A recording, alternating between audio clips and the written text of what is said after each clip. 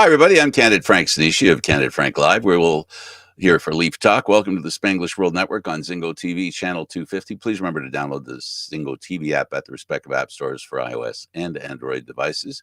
While you download, make sure you rate and leave a comment. Both apps are absolutely free. Zingo TV is available on Google, Chromecast, Amazon Fire, Fire TV sticks, Roku sticks, and also all smart TVs 2016 forward.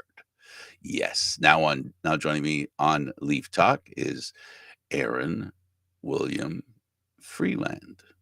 Hey, bud, how's it going? Good. How's it going with you, Frank? Uh-oh. Have I frozen? You're Mikeless. Can't be Mikeless. That's not right. No mic. Test. Can you hear me now? All right. Checkity check. No. heard you when you checked in. All of a sudden, I apologize for the technical difficulties we're going through. So this show's usually about Leaf Talk. Interrupt me anytime you want, Aaron, so that when I hear you, I can stop talking. Well, I don't know if you can hear me now. Uh-oh. Eduardo can hear me. Houston, we have a problem. You want to try rebooting, or is there? I know you've had problems like that before. I'll be right back. You want to reboot? Okay, so then I'll just start the show by myself. You'll be fine. I don't know if I can do this. I don't know if I can do this. So the whole point of this program, it's Leaf Talk. Now, I understand there's probably a long line of Leaf fans standing on bridges everywhere in the near Leaf fan territory, of people thinking about jumping off bridges because of the way the Leafs are playing. Now, I say this with tongue in cheek. It's not serious. But a lot of Leaf fans feel like this.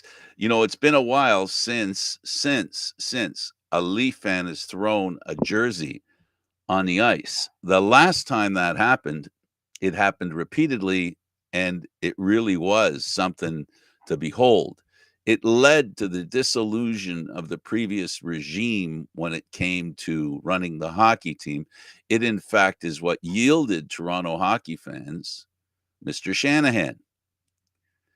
If you all remember, it was a time when Leaf fans had finally had enough. And now I think we're going to find out. We're really going to find out. The president, the big CEO of MLSC, he dumped the Argo president. Messiah Ujiri's on shaky ground simply because Rogers is taking over. And now this team is underperforming with arguably one of the best rosters the Leafs have ever had. One of the best rosters the Leafs have ever had. And all you have to do is ask the Leafs, even the players. This is the best team they've ever had. And it's floundering right now. It's early in the season. We have Edmonton. We all know what Edmonton's been through. Are the Leafs as bad as that? I don't know. Aaron, you want to give her a shot? I certainly am willing to give it a shot, Frank. I don't know if you can hear me. Still not working, dude. Are your speakers off mute? Eduardo, is something maybe on your end that might help him? You didn't accidentally mute him from the network side. You wouldn't do that to poor Aaron, would you? I would certainly hope not. No, I have not, Frank. Can you hear me, Frank? I don't hear Eduardo either. So that it's your end. So am I the one that's not working?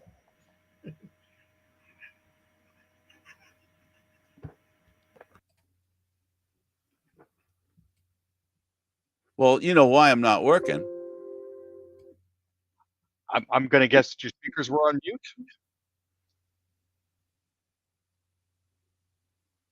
Yes, you're right.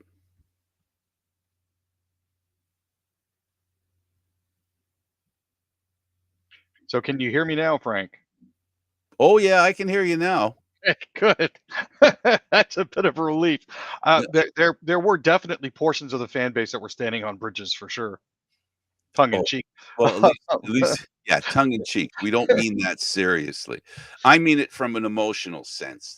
Right. you know, the way Leaf fans, you know, have been disappointed over the years, and it's underlined by the fact that they're sold this story of having a couple of the best players ever to be Maple Leafs, and we keep hearing about it. How, you know, you have you know, the core four players in the core four doing things, accomplishing goal scoring and assist feats, points feats that no Leaf has ever done. And I'm going to start by saying this.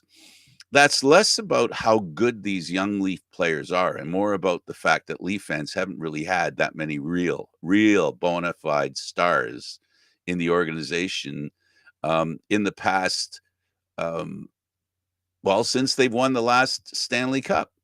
Now, people will get all upset, you know, and Leaf fans especially, because there are players that they consider the best to ever played the game, not because those players were the best in the game. They were the best the Leafs had to offer. You know, and I point to a guy like Daryl Sittler. Daryl Sittler was one of the greatest players the Leaf fans have ever had a chance to witness. You know, but you know, he reached the top 10, like, I think, for 1 or 2 years. Um, in other words, there wasn't this production of goal scoring and assists in the Leaf organization, and he was one of the most prolific scorers in you know, over the past decades, right? Rick Vive, another one who scored all those goals. The problem is and was they didn't have a group of players that played really well together. In fact, I'll go this far as to suggest that the record books were never threatened by teams run by Nielsen, because statistic defense isn't something that shows up in the stats, right? Defense isn't a statistical thing that shows up other than goals against, right? And we all know that that's who gets credit for that? The goaltender, the defense, the system, sacrificing offense for deep, whatever it is, right? So so this is the problem why sometimes I think Leaf fans expect too much from their team and don't realize that really the players they have aren't that much better than the rest of the players in the league, and they just aren't. And when your best players don't play like your best players, here we are. Yeah, it's certainly a problem, you know, when you expect players to outperform and they don't. You know, looking at the rest of the team and the way that they've been building, the issues that they've been having, especially with regards to roster construction, because their core four are so top heavy, it's very difficult for them to build a team. Marner, Matthews, Tavares, Nylander all have to carry all of the water themselves. They don't have anybody else to really help them along with that sort of thing. Don't get me wrong, the other components that they have playing, the other players they have are no slouches. They made the NHL after all. They are very good hockey players, but at the same time, um, you know, you're getting into a situation here where they can't do everything themselves. They need a little bit of help, and the Leafs have essentially hamstrung themselves with the contracts that they've handed out to these players. So Right.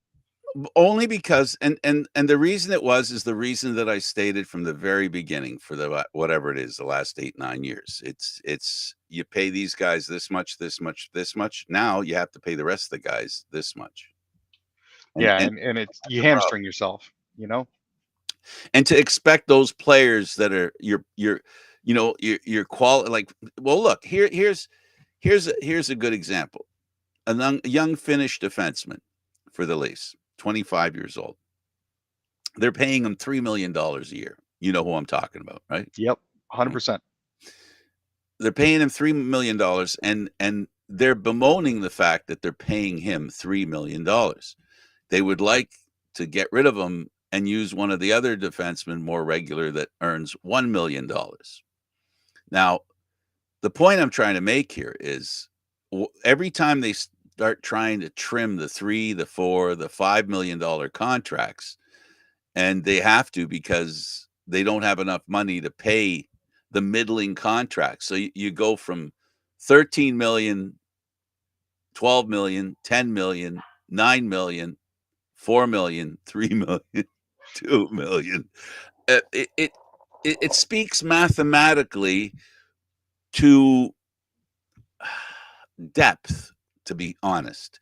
It speaks to the lack of depth, and you can look at it mathematically. I remember Brian Burke the first time they were talking about these contracts with these young players, and he said it just doesn't add up. The math isn't there. And I agreed with him when he said that. I said it around the same time. It was just obvious. But here's the thing. This is a great time to say this when the team is not playing well, right? Now they might turn around and be the better team that they can be, and what we said is just BS. You know what? It's entirely possible that they could prove me wrong. But when you go from Mitch Marner making $10.903 million down to Max Domi making 3.75, there is a vast chasm in the middle there where there are no contracts. You know, the talking about the pay scale and everything that we're looking at here. You know, 13 and a quarter, 11 and a half, 11, 10.9, 3.75. You know, that I think is part of the issue there. There's no mid-grade talent, and this is what happens when you skip bridge deals and sign players all the way through to their second or third year of UFA eligibility. You know, even on Or defense, you've got Morgan Riley at 7.5, Chris Tanev at 4.5, OEL at 3.5, Lilligren at 3, McCabe at 2, and then from there it drops down to Simone Benoit making 1.35, Connor Timmins making 1.1, and Philippe Myers making, $775,000. There's no it sliding doesn't scale. make There's no, it doesn't make sense. It would no, only make sense as if you could play the season with a bench of maybe 8, 9 players. And that's the yeah, problem. You've got to play the rest of the guys because you can't play 2 lines in the National Hockey League. It just ain't gonna happen. Yeah, so really this all comes down to the biggest thing that I said way back when, before they made these contracts public and they signed these contracts. The Leafs made the biggest mistake they made was they paid these players as if they'd won the cup. yeah, They created the problem themselves by basically, instead of rewarding them for success, they rewarded them for the idea that they could be successful, and they weren't, and it shouldn't be a surprise to anyone. And this is something that why Shanahan failed, and why he is going to end up being gone, because quite frankly, there's not that the Leafs have to tear this thing down, and but they are going to have to separate the core four. And Marner for me is the best candidate for leaving, only because he could probably get them the most. Like, what other player? You're not gonna trade Tavares for anything of any kind of value, no, no, that's right? definitely not going to happen. And not keep any of his contract. Yeah, I mean, there are some individuals you're going to have to retain on. Now, I mean, when you look at John Tavares, though, as it currently stands, his contract this year, his cap hit is $11 million. Right. But his base salary is only 910,000. Right, because they gave So him all the money up front, they front loaded exactly. You and know, they did that with all the Leafs. but Right. here's Not only did they give him a lot of money, they gave it to him mhm. all up front. But when you look at Mitch Marner's cap hit, $10.903 million, he's only on the books until the end of the year. You know, Exactly. so you either farm him out as a rental, or you retain and try to get something back that's going to last more than one season. And they haven't had really a great deal of success in doing that sort of thing. So This I'm, is why during these past few years, why teams that have the ability to collect players because they have lots of cap space. hmm, Like you get teams like Carolina that aren't paying their salary. What they're paying is nothing compared to what the cap is. They're paying it probably 60 cents on the dollar, maybe 70 cents on the dollar. The Leafs were the biggest victim for them, where the Leafs basically gave them players that were worth more than they were, but because they didn't have the actual money to pay, they were able to rise to the cap and get players that are actually worth that money, because they are. Even, like, for example, is is Marner worth more than what did you say the last part of the money they owe him is what? What'd you say? 700 what? Did you say $900,000? So after bonuses and everything are paid out, I was looking at John Tavares's base salary. His is Right. $910,000. Then He's worth more than that. He's worth more than that. They could trade that asset, give up a lot of, character and ability, and basically they're just trading away a $900,000 play. That'd be like trading away one of the guys that is sitting in the press box waiting for his chance to play. Yeah. Now, I bet Mitch Marner's total salary for this year is $8,025,000. But that's again, that's the actual money that they're paying him. The 10.903 average annual value is what his contract is divided by the number of years on it. So, like in his first year, he got $15.3 million worth of signing bonuses. In 2020, 2021, he got 14.3. In 21, 22, he got 9.608 million, et cetera, et cetera, et cetera, all the way down the line. But really, at the end of the day, the actual money that they actually have to pay out is much less. But it's the cap hit that's doing everybody in. It's they're undervalued, as far as how much they're paying this year because they were overvalued previously. And that's, and how do, well, we can sit here and be negative. I could be here negative for a full hour. We could be negative for a full hour.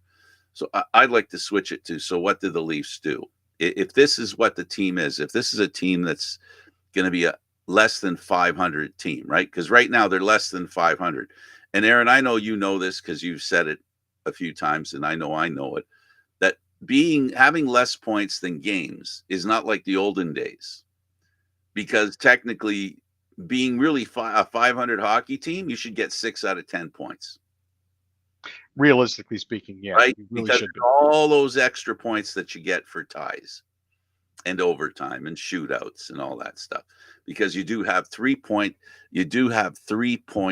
games, not 3 points for one team, but 3 points awarded for the two teams. So the Leafs right now are playing. The only reason they're in the playoffs right now, I don't even know why they're in the playoffs. The only reason they're in the playoffs right now is they're on, because it's so early in the season. This point total, this 6 out of, there is 4 out of 10. They're 1 point below 500 if you go points per game, 1 point per game, right? If we look at it that way, we know that to make the playoffs, you got to be better than that at the end of the day. Yeah. I mean, at the end of the day, the Leafs are currently tied for second in their division with Ottawa, Tampa, and Detroit. And they're 1 point ahead of Buffalo and Boston and 3 points ahead of the Habs. Now, I know everybody will be saying, well, why are you talking about that now? We've officially hit 10% of the season. Come tomorrow night's game, they'll be at just over 10%, almost 14% of the season that they'll have played. All things considered, there's not a lot of room for error in today's NHL because teams are so even all the way through, especially at the tops of the divisions. It's important that they bank as many points as they possibly can now. And being 4-4-0 after the first 10th of the season is not where they want to be. You want to be coming out of that 6-2 if possible. Well, we know that if you're not near the top in the division, you're scrambling. Yeah. Right? Because this team very well could be scrambling come the end of November, beginning of December. Right. And then the pressure gets on you the pressure to win becomes more intense. Now, is it possible they could be the kind of team that there are teams every year that somehow the pressure, forges their steel, if you will, and makes them a better team? But let's talk about the Blues beating the Leafs. How bad do you think they looked? 5-1 tells me it was a bad game for the Leafs. It was. There's no way to sugarcoat it. Unlike that 4-1 loss to Detroit, where you could say, well, it was really 2-1. Yeah, it was really a 2-1 loss, not a 4-1 loss. No, this was just embarrassing. The Leafs had their goalie pulled with 4.5 minutes left in the third period, trying to get anything going. OEL. Sorry, go ahead, Frank. How was Wall, in your opinion? He looked a little shaky at first. Not going to lie, when they score 2 goals on you on their first 4 shots, it's a bit of a problem. I can understand Wall having issues. He hadn't played in 180 odd something days, so there was a long layoff there, and it's hard to assess if you're up to game speed solely based on practices. So So we're highlighting by that statement what you're saying is that's a good reason why a guy who gets injured too often has bad games, because he just can't get in a groove. no, that's pretty much exactly it. Wall is still a decent goalie. He's still, as far as I'm concerned, he's still a very good goalie. If he can Um, remain healthy. that is the issue that we're running into here. You can't play stallers. Hildeby needs way more seasoning. Not going to lie, they did him no favors in the last game that he played. It did not help his situation at all. Being on the second half of a back-to-back against Columbus, that didn't help. Leafs have always had trouble with Columbus, and we all remember that playoff series. Yeah, no, losing a game 5 to them was like losing a game 7 to Boston. It's not a pleasant experience. I don't think it's anything that they'd want to have happen again. So Now, is this an anomaly in your mind, or is this possibly, because it's still too early to give up on the team and say this is the team, this is what they are. There's an opportunity for them to work things out, but I really do think there's a problem in the makeup of the lineup. I think that's the problem. the problem is it's not easily solvable. Well, that's Nope. that's just it. You see, that's what's hanging over everybody's head. I mean, who doesn't know that Marner can't be a Maple Leaf when this season ends? Who doesn't know that? Hmm. Who does? I- Like, how do you keep him? How do you keep him? And here's the problem: we're looking currently at $1.18 million worth of cap space. The Leafs are currently looking at a total projected cap hit for the year of $92.4 million, which means we're going to have to dip into the LTIR pool to try to solve that. There's no way he's getting a raise. No way he's getting a raise. No, he's going to have to take a really healthy haircut on this one. He's all talk as far as haircuts are concerned. He wants to be a Maple Leaf, but he doesn't want that to impact on how much he gets paid. And therein lies the problem. We have John Tavares at $11 million. I'm willing to bet that he's going to take a huge haircut to stick with the team, mainly because he's made his money. Yeah, he's made his money, and if he wants to stay in Toronto, and he can be, I said this a few years ago that's who he'd be. He'd be $1 million Maple Leaf, maybe even 750,000. And if he did that, Aaron, if he did that, if Tavares does that, stays here and gets the minimal payment that a player can get, we'll know he told the truth, that he wanted to be in Toronto and he wanted to be a part of this. That will be the truth exposing itself if he does that. If he leaves Toronto to keep getting paid and let's say go for 4 or 5 million somewhere else or 6 million somewhere else, then we know something there too.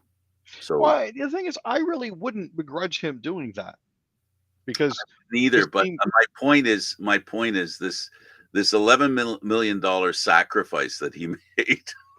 It was everybody made it sound like, oh, he did Toronto such a big favor. Well, he didn't. He didn't do Toronto a big favor. No. Just like Matthews isn't doing it. Hey, listen, let me make this clear. The players are entitled to get whatever they can get. It's their decision. I don't think either of us begrudge that of players. No. But what I will begrudge and not put you in the same place as me is, don't tell me you want to be a Maple Leaf and strap the team financially because you're asking for too much money. Those two, that just doesn't jive. It doesn't jive with me. If Matthews wanted to be a Maple Leaf and wanted to bring the cup to Toronto, he would have said, give me $9 million. I'm okay with $9 million. And all the advertising and commercials I do will bring me up to 12 or 13. So I'm good. And then, you've got Nylander, who it's hard for us to criticize his salary because in the playoffs the past couple of years, who's been the best player the Leafs have? Nylander. He's been the only one that's been performing in the playoffs. Right. So how do you begrudge him his money? But Marner hasn't been that impressive in the playoffs, and he hasn't been that impressive You know, it just, for me, what the part that bothers me about the top players the Leafs have, they don't perform well when it matters. For example, every game they've lost, all the games they have lost recently, they lost them because of, and I'm going to put it this way, Aaron, people can call me crazy, say I'm wrong, the failure of their power play. Their power play has not scored and then left the other team, if they have a decent power play, not that good a power play, but if they have one that scores, it's a better power play than the Leafs. And now you're behind the eight ball. And this is the kind of talent the Leafs have. If they can't score on the power play, they're not who they think they are. Then they have to work hard at 5-on-5. And I don't see, I haven't seen the core four be those kinds of players. I admire what Austin Matthews has done. He's improved immensely. Yeah. But he still makes bad mistakes defensively. He still does it. Nylander still looks like sometimes he's on a vacation. I don't begrudge him that. But here's the thing. If you want to win hockey games, you've got to make less mistakes. And we're getting past that point of saying, oh well, they're young. Yeah, they're not young anymore. No, I mean, they are who they are 28, now. Matthews is 27, Marner's 27, Domi's 29, Kampf is 29, Matty Nyes and maybe Nick Robertson and possibly Pontus Holmberg might be the only guys that get a pass. I'm iffy on Holmberg just because he is 25, but like Nyes at 22 and Robertson at 23, with the limited exposure that they've had in the NHL, those guys I'm still going to give a pass occasionally when it comes to defensive gaffes. But the rest of the team, there's no excuse. You've been in the league now 6 years. This shouldn't be an issue anymore. This shouldn't be a thing. Is there an organization with players that has been reminded more than the Maple Leafs of how you win in the playoffs? There's no team that has lost terribly in the playoffs more than the Maple Leafs. And usually that's what teaches you, right? Yeah, it's okay to make mistakes. It's fine. Just like in life. Make your mistakes, but if you don't learn from them. And that's the thing, right? It's not like they've been losing horrifically in that they've been getting blown out. But it has been horrible in that it's been 1 goal or 2 goals. It's been 7 games almost every single time. It's been 7 games. And I'm not sure what's more disturbing, the fact that this keeps happening or the fact that they just don't seem to learn from it. And we're talking about losing 5-1 at home. Somebody threw their jersey on the ice. A fan threw their jersey on the ice after the last game. Well, I was talking and you heard me, and I guess I couldn't hear you. You heard what I said about the last time that happened. Yep. Was before this iteration of the Maple Leafs organization. So my question then becomes, what do you do with a legend like Brendan Shanahan? He's been given a lot of years to try to turn this thing into a winning thing. He had his Shanahan plan. What do you do? Where do you go? Does he fail upwards? Let me give you a perfect example. We have the same thing happening in Montreal right now. They're on both teams are on parallel tracks. The Leafs have had more success.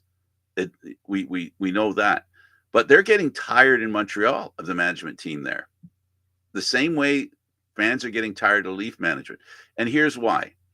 You have management in 2, 3, 4 years, right? In the Leafs case, it's more than that, right? Forget about the coaching changes because they don't count. We're talking about Shanahan. And the same thing in Montreal.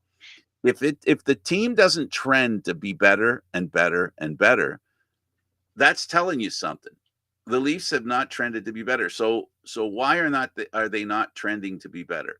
The only constant is Shanahan. He's the only constant. And eventually you can only fire so many coaches. You can only fire so many general managers before the person who hired those people or led to the hiring of those people is called into question. We have my buddy Bill, who was the president of the Argos and TFC. He was jettisoned. Manning was jettisoned because the team was not successful. TFC, the Argos were fine, but TFC was not. And And the question now is, we've got the upper management in the Maple Leafs, in the organization, MLSE. Are they going to be forced to pull the trigger? And you know what?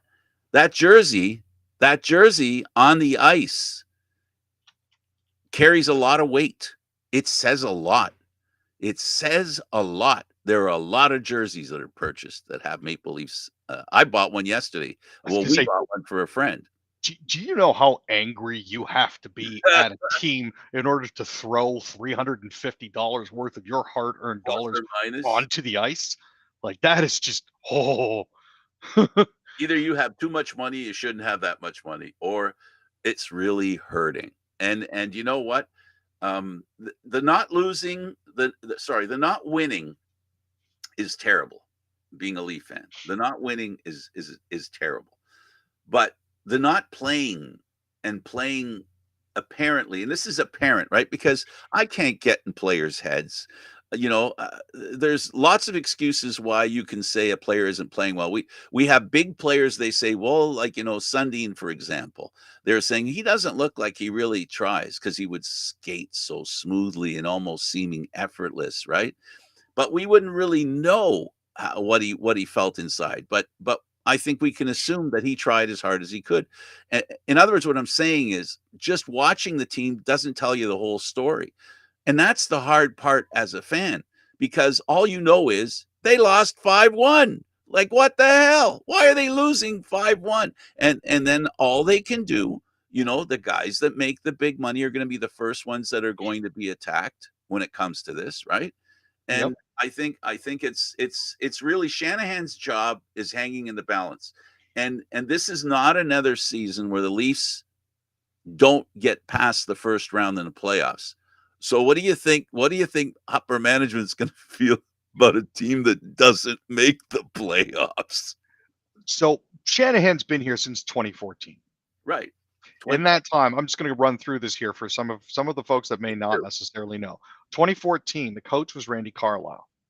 They signed him over the offseason to a 2-year extension. Came back at the start of the 2015 season. By about halfway through the season, he was gone, replaced by Peter Horacek as an interim coach. So that's 2 head coaches. End of that 2015 season, Mike Babcock gets hired. He's around for 328 years. Sorry, 328 games. Felt like 328 years. Babcock gets fired at halfway through. And this guy had a lifetime contract in essence. This is a trend. Babcock got fired halfway through 2019, got replaced by Sheldon Keefe, who had the highest winning percentage with the Leafs that any coach has had, going all the way back to, I'm looking at the statistics now, King Clancy in 1972. Oh, okay. I thought Paquin would be up around there too. Paquin actually ended up with a winning percentage of .591. That's not at the end of his tenure here, Sheldon Keefe's winning percentage was 60.7 or 607. The only other coach to have a better winning record than that was King Clancy, who coached for 15 games in 1972 and had a 750 win percentage. Basically, what I'm saying is we've gotten rid of the coaches that seem to have been the problem. We've gotten rid of a couple different general managers now who seem to have been the problem. A few. There's been a lot of roster turnover. The Leafs sent out 9 guys and brought in 7 over the course of the summer. And they've done that every year. Yep, and it doesn't seem to change anything because you have these 4 friggin' boat anchors that don't let you hire anybody else. Now, I'm sure they're wonderful guys. I'm sure I'd love to shake their hands. I'd love to shake their hands in a bar and sit down and have a pint with them. But at the same time, you're hurting my team. Long and the short. Yeah, they're not. It's not Matthew's fault. It's not. I agree. How can I put this? I agree, disagree with you. Okay. Fair. I agree, disagree with you. And the agreement is that the position they're in hurts the Leafs. But they're not the ones that put them in that position. They're not the ones in that position. The person who put them in that position isn't even the general manager. Because we know inferences speak loudly, right? We know that Shanahan, his handprints are all over this team. All over this team. 100%. Right? and no general manager is going to do anything that Shanahan doesn't want to happen. So he's the one that's the problem because they mismanaged the salary cap. The past few years, four of probably the best players the league has to offer. And let's put this in perspective. We're talking about four players, and even by salary, Tavares, his best years have probably are behind him and had been behind him for a few years. So we'll call that salary a real mistake because they're paying him for what he's done before, not what he's doing now. And that's the biggest problem the Leafs had all the time, going back in history when the last time they were throwing jerseys, they were paying players for what they earned somewhere else, not what they earned in Toronto. Is that a fair statement? I think that's a very fair statement. I think the and problem. Go Sorry, ahead. go ahead. Okay, and in the case of the other three, they were paying them in advance of their success, and that's the problem. So when you pay a player after he has success, you end up with the Chicago Blackhawks after they win 2 Stanley Cups. You end up with the LA Kings after they win a Stanley Cup. You end up with the Tampa Bay team Lightning after winning a couple of Stanley Cups. You end up with the Bruins, a very successful team that now is having a little bit of difficulty because if you don't win when you're underpaying the players, you've heard me say this before. If you don't win when you're underpaying players, once they win, you're not going to underpay them anymore. You're going to overpay, and overpay is what kills the cap. And you have Florida, Tampa. They played, with. We know that one of the reasons they won the cup is because they played a game with the salary cap, right? They did that. So did Vegas, if you recall. Vegas played a game with the cap too, right? These are the games that the Leafs are being accused of doing, but they've done it without success. So, all the Leafs can hope for, and they can't do it through the draft.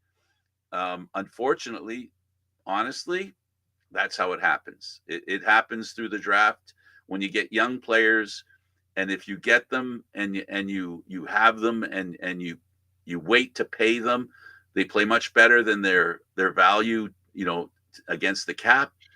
That's when you have to strike. Well, I'll call it striking while the iron's hot. Unfortunately, the Leafs didn't do that. They missed out. They were mismanaged. They trucked out teams that had no way of winning in the playoffs. They just weren't. They didn't have the character. They didn't have the types of players you need. Hindsight's a beautiful thing, right? And I think more people will agree with what I said back then now than agreed with me when I said it back then. That I'm not asking for guys to kick the snot out of anybody. I'm talking about guys you need that don't let the other team kick the snot out of you. That's what I'm talking about. I'm talking about self-defense. And now the Leafs have that kind of team, but they don't have the talent, the balance of talent that they need to do this. But, again, this could all go away. Leafs end up a 5-game winning streak, and everything I just said here is BS. But one thing's for sure, I have one person that agrees with me. He or she threw their jersey onto the ice. I would love to be proven wrong. Every single opportunity, I would love this team to prove me wrong. The unfortunate thing is we've seen bad habits creep back in for this team. We've seen a certain lack of attention. There is no way that a defenseman should be able to drift in from the point to where Holloway did to score when he was playing the other day. Completely alone in front of the net, nobody near him. I don't know how that happens. I don't know what they do to solve it here, and it's not a simple quick fix. It's not something as simple as move so and so to such and such a line. It doesn't work like that. And don't get me wrong, Marner's a great player. Tavares still is a very capable player and is still a point a game. William Nylander is a great player. Austin Matthews is a great player. That's great. But how well do they play with each other is the real question. Last game, Marner looked at a... And what kind of team can you put together with them in the lineup?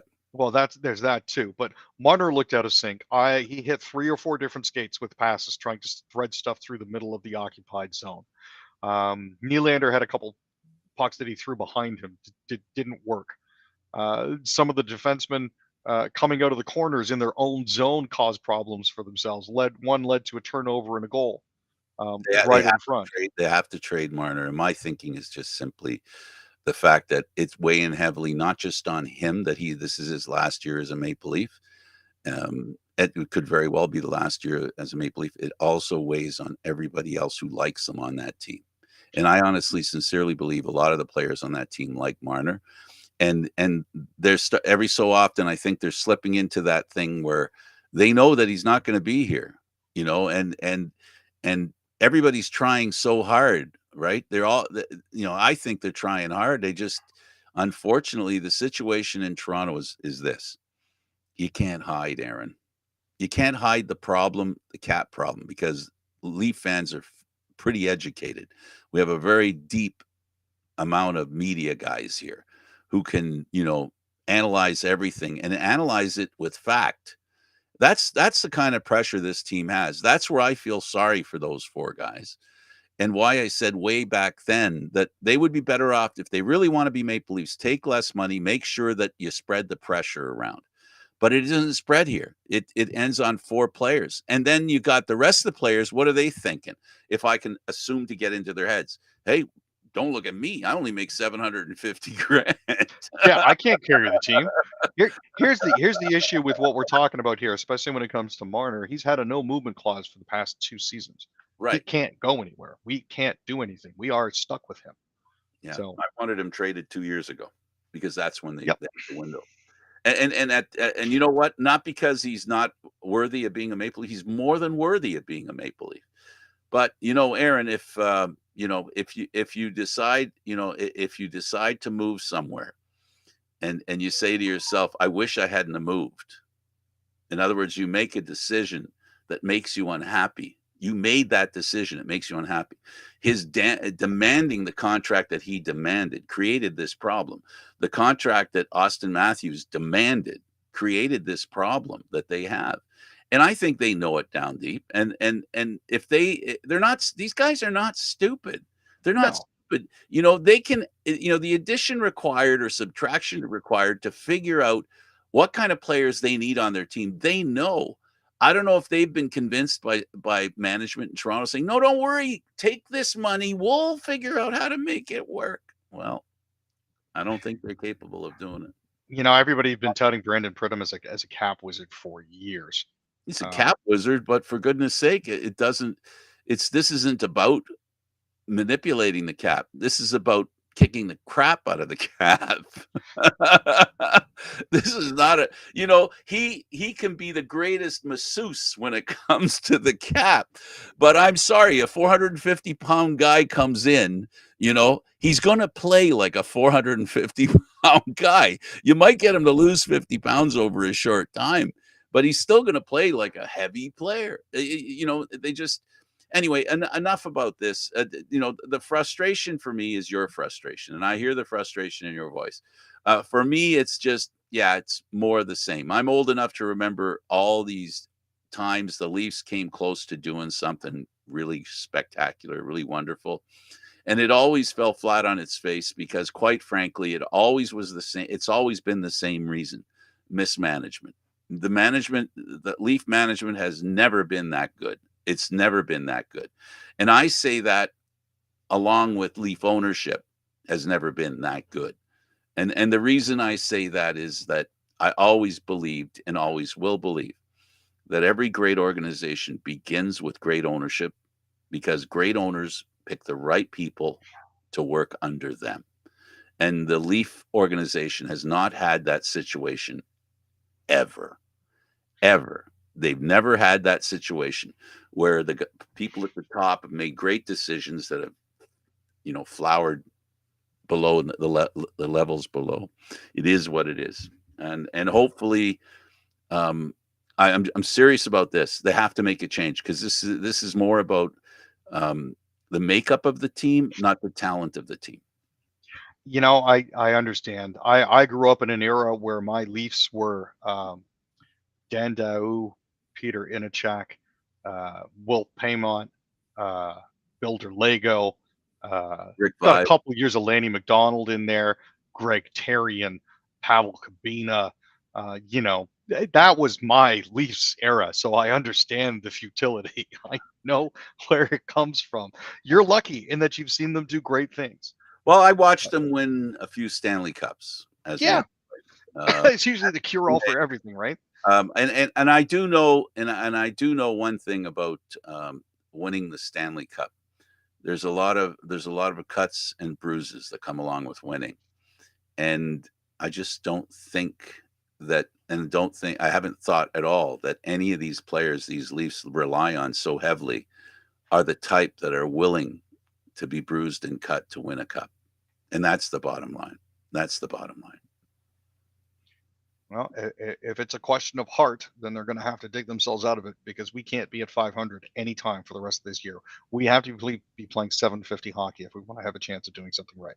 You're not old enough to remember, but I will tell you that there was a team called the New York Islanders, and the New York Islanders couldn't win a cup. They were a great team. They got eliminated by the Leafs in 7. Your Maple Leafs. You probably remember. No, you may not remember this, but you probably remember hearing about it. This is the goal that Lanny McDonald scored, and the Leafs beat the Islanders in 7. The following year, they got Butch Goring. They added him to the team, and that guy got his nose in the game. He was a guy that went after the puck, and he was willing to do anything with his $3 helmet. And they ended up winning the cup a few times in a row there. So, you really got to get your nose dirty. That's what's got to happen. And if this team doesn't find out that that's what's necessary, they won't. They've got to work a little harder. They got to take the big money, but they got to bring their lunch boxes with them. Yeah, I do remember Butch, mainly because I do remember watching the Islanders in the early '80s. I do remember he finished his career with the Boston Bruins, but I don't think it was the ending that anybody wanted. No. But I do remember that. I do remember the Islanders winning a few cups along the way. So yeah, and they did it. They did it with cuts and bruises. Yeah. Oh no, they were battle worn by the end of that. And they dealt a few out. It's not that for sure. They dealt it out. Well, which of these ones do you want to drill deep down? You want to drill deep down on anything in particular with the little time we have left? I am actually very grateful that Winnipeg has been doing as well as they have. Nikolai Ehlers got an overtime goal to lift Winnipeg to a 4-3 win in OT over Seattle. The Jets have now improved to 7-0. I think they're the last undefeated team in the NHL, if I'm not mistaken. So yeah, this is one of those kind of feels good stories. Minnesota has no losses, but they do in overtime. So right. That's something. No regulation losses is basically what I'm looking at. But yeah, they've actually been a very pleasant surprise to start off the season. Beignet had 2 goals and an assist for Seattle. He scored first at 11:27 of the first, put the Kraken up 1-0. But Niederreiter tied it with a goal at 3:56. Then Velarde stuck one past Joey Decord at 15:05 of the second to give the Jets a 2-1 lead. And then Niederreiter scored again just over 4 minutes into third to put the Jets up by 2. But Eberle scored with 10 minutes left. And then Beignet tapped in his second with 3:22 remaining to tie it at 3-3. This is one of those games where the Winnipeg character is starting to show through. They're currently second in the league in scoring and have now scored 3 or more goals in 4 consecutive games and have reached the mark in 5 of its 7 games so far this season. To me, it's been really awesome to watch them go. I'm actually really hoping to get out and see a game live one of these days. It might turn into a bucket list trip at this rate, but that's fantastic, and hopefully you get your little dream. A mention here is coaching changes rumored in Montreal. Saint Louis is possibly resigning. Now, that shouldn't be a surprise to anybody. Here's the part again. This is very Leaf-like. They hire a coach who was coaching 8 and 10-year-olds. Yeah. Went from coaching 10-year-olds to coaching the Montreal Canadiens. How does one think that's going to work? They have no respect for, it's this Leaf thing in Montreal. I can't believe Montreal, no respect for the hard work it takes to become an NHL coach. It's almost flying in the face of saying, it's not that hard to be a coach. Anybody can do it. No. I'm going to generate a lot of online hate for this, but going from coaching 8 to 10-year-olds to coaching NHL players doesn't really feel like that much of a stretch. They don't want to do what you want to tell them to do. They're not going to listen to you. They've already been playing successfully in this case. The NHL players have been playing successfully for so long now. Hey, I'm still in the NHL. I'm 5 years in. I don't have to listen to you. Yeah. We know what we're doing. 8 to 10-year-olds. I'll take what you said and say this. I'll agree with what you just said, because now you're talking about the player's side of the equation, correct? Yeah. From the coach's side of the equation, the whole point of coaching in the AHL, coaching in junior, then working your way up to the NHL is that you learn how to talk to those players. You learn how to deal with those players because you've worked your way up. You're not going from whatever league he was coaching in. You've learned, you've earned your stripes, for goodness sake. And he doesn't know how to deal with grown men. And that doesn't mean he doesn't want to. It doesn't mean that he doesn't have a good plan. What it means is he doesn't have the experience to deal with them. And experience is worth a lot. And if it isn't, I don't like the idea of getting older. No, that's a very fair take on it as well. Experience means a lot. And he didn't have experience coaching NHL teams or above children.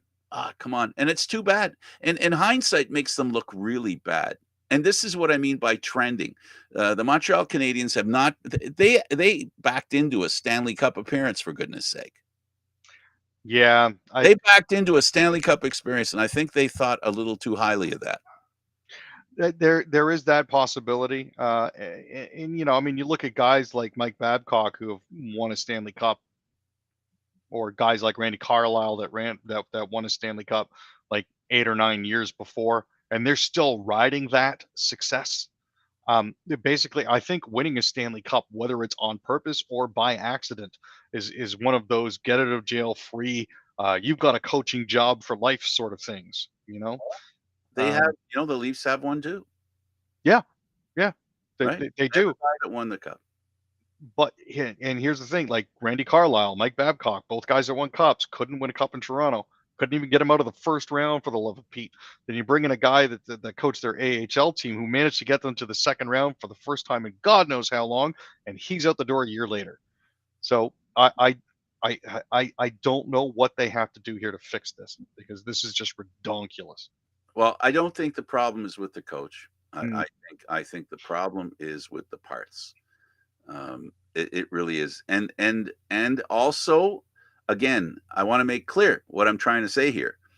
The problem with Marner right now, of the questions of him, whether he will be with this Leaf team, he is so central to the organization. The emotional problem created by his circumstance within that locker room is a lot worse than people realize. That is hard. They got to look at him. He's got to look at them. Everybody knows he wants to be a Maple Leaf, and everybody knows there's no money for him to be a Maple Leaf. I'm sorry, but that's the way it is. And management can try and say what they want, but it's the same baloney that's been flying since they originally signed these players to too much money as players who've never won a thing. That's just, you're set up to lose. When you pay players more than they're worth or more than they've earned, you can't expect them to earn the next step, to make the next step, because you've already paid them, and you need that money to surround them with the kinds of players. So the only change that's going to happen, I don't know if Tavares is playing that bad that he all of a sudden retires, but that doesn't change his contract either, right? Unless he resigns, he retires and his contract goes off the books. It's the only way they can get out of this mess. They need money. They need money for depth. And until they have that, this team's going to do this more often than not. That's the unfortunate reality, man. You know, I mean, Tavares is still hovering around a point a game. Good player. You know, good player. We'll have to see how it all comes out in the wash, man. But right now, I'm not sure what they can do to fix it. We'll see how they do on the weekend. I'm going to see them play on Halloween night against the Kraken, so that'll be fun. We'll have to see how, like I said, we'll have to see how it all works out. Yeah, well, you know, good luck. Enjoy the game. What I hope for you and every Leaf fan is that this team at least stays competitive. You know, whether they make the playoffs or not, they can't afford to be this level of team and have those kinds of games. They dip down into being made fun of.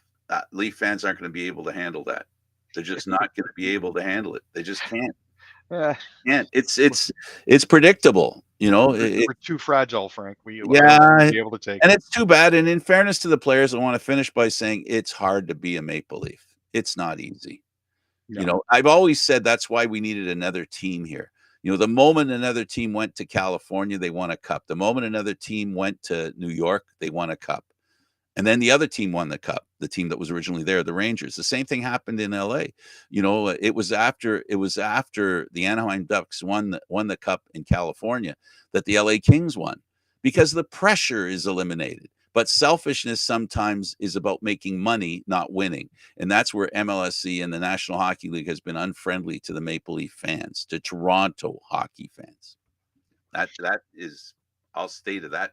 I've said that when I had a show on Rogers in the late 70s, early 80s. I said it then, I'll say it now. It's too much pressure to play in this town. It's just my final thoughts on all of this are that I don't begrudge the players their money. Nope. I think God bless them, God love them. If you can get $15 million, by all means, go for it. Just be aware that when management does that, what are they doing to your chances of success down the road? That's all. That's the only thing I ask you to consider. You know, by all means, man, go out, get paid. What do you want?